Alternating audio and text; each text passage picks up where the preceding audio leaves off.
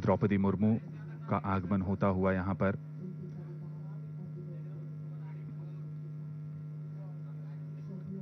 वो हमेशा कहा करते थे कि बाधाएं आती हैं आएं, घिरे प्रलय की घोर घटाएं, पांवों के नीचे अंगारे, सिर पर बरसे यदि ज्वालाएं, निज हाथों में हंसते हंसते आग लगाकर जलना होगा, कदम मिलाकर चलना होगा। और आज देश कदम से कदम मिलाकर आगे बढ़ रहा है। वो मानते थे कि भारतीय लोकतंत्र ऊपर से जितना जीवंत दिखाई देता है, भीतर से भी वो उतना ही सबल और शक्तिशाली है। माननीय राष्ट्रपति द्रौपदी मुर्मू अब पुष्पांजलि अर्पित कर रही हैं अटल जी की समाधि सदैव अटल पर।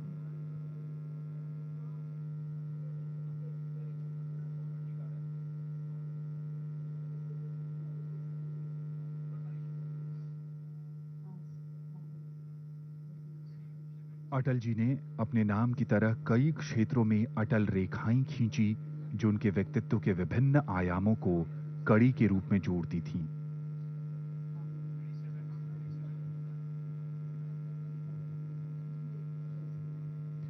वो कहते थे कि जो आज है वो कल नहीं रहेगा, लेकिन मां भारती सदैव गर्व से महकनी चाहिए।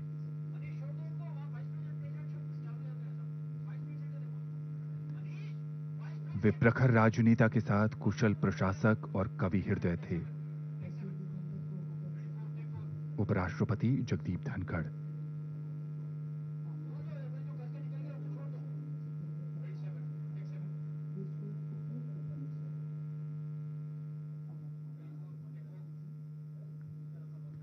सरलता, वाक्पटुता, सहजता और प्रसन्नचित्त स्वभाव उनके विराट व्यक्तित्व की आभा थी। अपनी बात को सार और प्रभावी ढंग से माननीय प्रधानमंत्री नरेंद्र मोदी।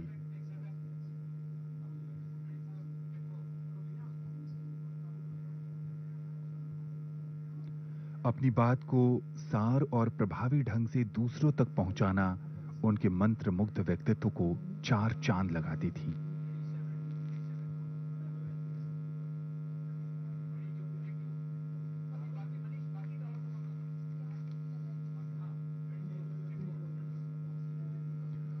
पूर्व राष्ट्रपति रामनाथ कोविंद।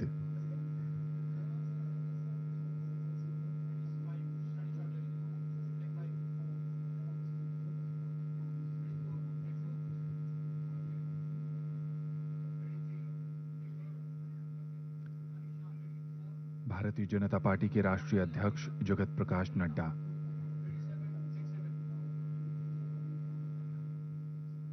अपने एक लेख में अटल जी कहते थे, इस बीच लोकसभा अध्यक्ष ओम प्रकाश बिड़ला, रक्षा मंत्री राजनाथ सिंह,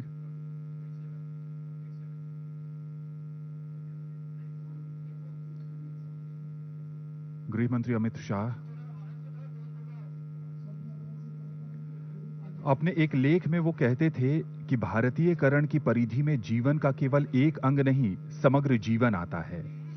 राजनीति, अर्थ, शिक्षा, समाज, रचना सभी क्षेत्रों में भारतीय जीवन मूल्यों के आधार पर नव निर्माण करना भारतीयकरण का अर्थ है। उनकी दत्तक पुत्री नमिता बहुत ही भावुक क्षण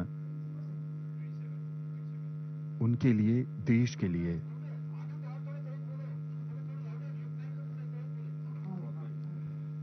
वो एक ऐसे राजनेता रहे जिनका सभी राजनीतिक दल सम्मान करते थे। वाजपेयी जी अपने छात्र जीवन के दौरान पहली बार राजनीति में तब आए जब उन्होंने वर्ष 1942 में भारत छोड़ो आंदोलन में भाग लिया। राष्ट्रीय स्वयंसेवक संघ के कार्यकर्ता से लेकर भारतीय जनता पार्टी के राष्ट्रीय अध्यक्ष तक अटल जी ने राजनीति को एक नई परिभाषा दी। के सामने तैरने लगते हैं। आपने श्रद्धेय अटल जी के समक्ष भी भजन प्रस्तुत किए थे। आज आप भक्तिमय स्वरांजलि अर्पित कर रहे हैं परम श्रद्धेय अटल जी को।